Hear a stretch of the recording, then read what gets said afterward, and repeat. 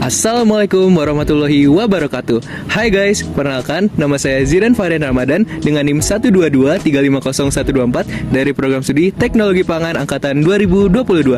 Di sini saya akan melakukan tugas KWN yaitu mengenai hak dan kewajiban sebagai warga negara di lingkungan kampus. Mari kita lihat videonya. Oke, di sini teman-teman. Di sini sudah ada salah satu responden untuk saya tanyai mengenai hak dan kewajiban sebagai warga negara. Sebelumnya, boleh kenalin dulu namanya siapa dan dari program studi apa? Oke, izin memperkenalkan diri. Perkenalkan, nama saya Muhammad Rusnal Falah dari program studi Teknologi Pangan angkatan 2022. Oke, terima kasih Mas Falah atas waktunya. Sebelumnya saya mau bertanya tentang pemahaman Mas Falah mengenai apa itu hak dan kewajiban sebagai warga negara. Kalau menurut saya, hak dan kewajiban warga negara itu suatu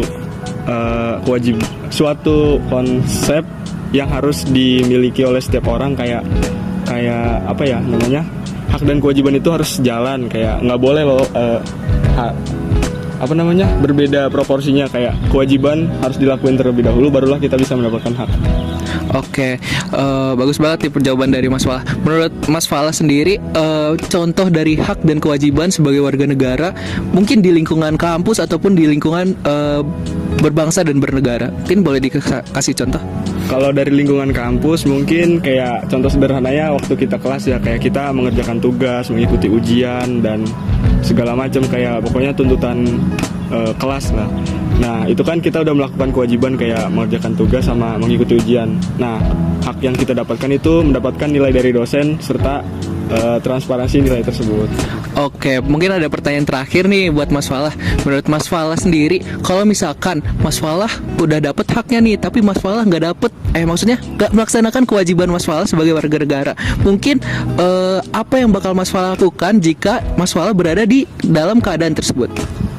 Mungkin kalau kayak gitu kasusnya tuh balik ke kesadaran diri sendiri masing-masing ya, kayak kalau misalnya emang dari awal kita udah paham sama konsep dari hak dan kewajiban itu sendiri, kalau semisal kita ada di kondisi kayak kita udah dapat haknya tapi belum melakukan kewajiban itu, kayak kita pasti ada rasa nggak enak hati gitu loh, kayak aduh gue udah dapet ini, kayak misal kalau konteksnya kayak saya kemarin tuh, saya udah dapat bayaran menjadi asprak tapi saya belum menyelesaikan tugas kayak menginput nilai dan sebagainya, kayak gitu.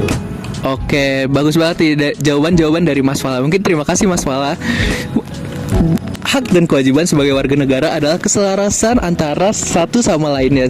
Dan juga mungkin kalau misalkan kita sudah dapat hak tapi nggak dapat kewajiban, mungkin seperti Mas Falah bilang tadi, ada rasanya tidak enak hati jika sudah mendapatkan hak tapi kita tidak melakukan kewajiban kita. Mungkin sekian dari video KWN saya. Kurang lebihnya mohon maaf. Saya Zidan. Assalamualaikum warahmatullahi wabarakatuh. Dadah. Ciao.